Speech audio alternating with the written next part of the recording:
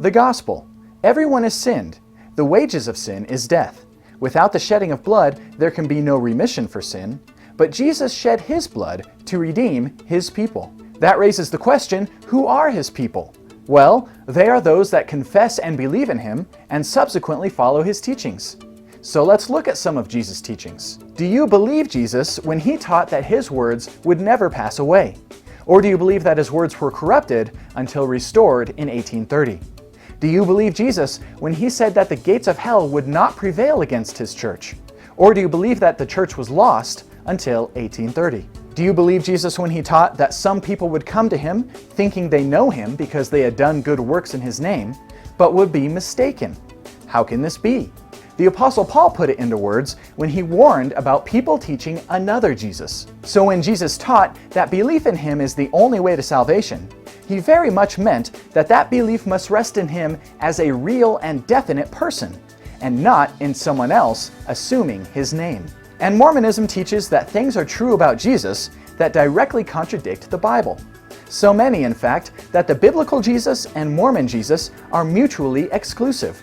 They both cannot exist as the same person. Therefore, one of them is another Jesus. But where did the Mormon teachings about Christ come from? Ultimately, they all rest on the truthfulness of Joseph Smith, who, as we have just seen, simply disregarded Jesus' teachings concerning His Word and Church. He also dismissed what Christ taught about the nature of God.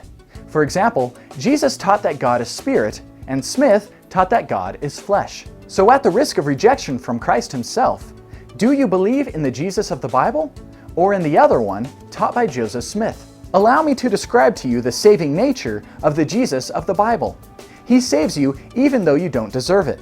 He saves you while you were in your sin so that He can take you out of it. He saves to the uttermost. You can never out-sin Him or lose His salvation. He saves you so that you can respond to His mercy with good works. And everyone He saves will spend eternity with Him, as opposed to the only other option, eternity in hell. But the man Joseph Smith, who dared contradict the very words of Christ, taught differently. In his system, your salvation rests entirely upon your own ability to completely do away with your own sin. If you succeed at this impossible task, your final reward doesn't even involve Christ, but rather exaltation to your own godhood. The resources at ldsvideo.org can assist you in assessing the claims of Joseph Smith by showing their history and detailing their departure from the Bible.